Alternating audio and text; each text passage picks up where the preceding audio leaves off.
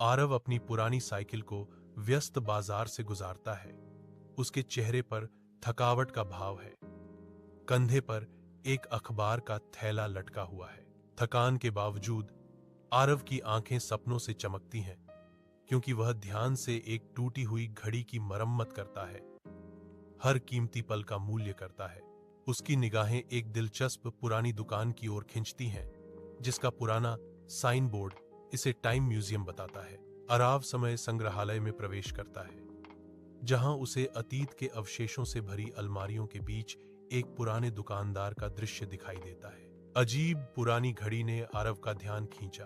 उसकी सुनहरी सुइयां हल्की अलौकिक नीली रोशनी छोड़ रही थी। आरव पूछता है, बाबा, क्या यह घड़ी बेचने के लिए है? बूढ़ा रहस्यमय ढंग से जवाब देता है, बेटा, यह कोई साधारण घड़ी नहीं है, यह समय बदल सकती है। आरव अपने घर में प्रवेश करता है।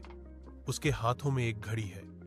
वह इसे सावधानी से दीवार पर लगाता है, आने वाले बदलाव से अनजान। घड़ी की सुइयां पीछे घूमती हैं, समय खुलता जाता है। अचानक आरव अपने बचपन में डूब जाता है। उसका घर बदल जाता है। आराध्य की आंखों से आंसू बहते हैं, क्योंकि वह अपनी मां को गले लगाता है, जो एक बार फिर जीवित है। असंभव पुनर्मिलन का क्षण।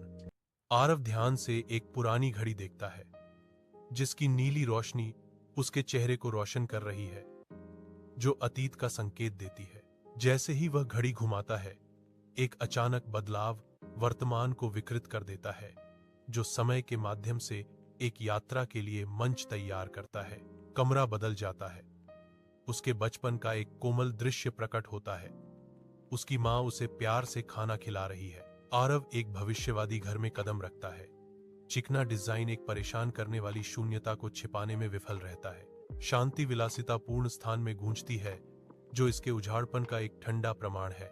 आरव का बड़ा रूप प्रकट होता है। उसकी आवाज पछतावे से भरी हुई है। समय बदलने की कीमत जीवन है। आरव एक दुखद दिन में वापस यात्रा करता है। अतीत में कदम रखता है, जहां दुह की छायाएं मंडराती हैं। वह अपनी मां को कसकर गले लगाता है। उसकी गर्मी में सांत्वना चाहता है, जैसे कि भाग्य को फिर से लिखने की कोशिश कर रहा हो। मां, अब मुझे डर नहीं लगता, क्योंकि आपका प्यार मेरे पूरे समय में जीवित रहेगा। आरव फुसफुसाता है।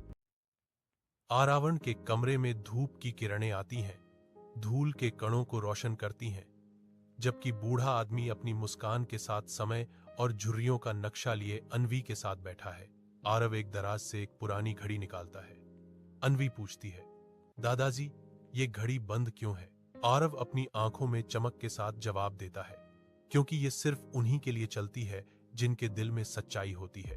अन्वी घड़ी को नीचे रखती है।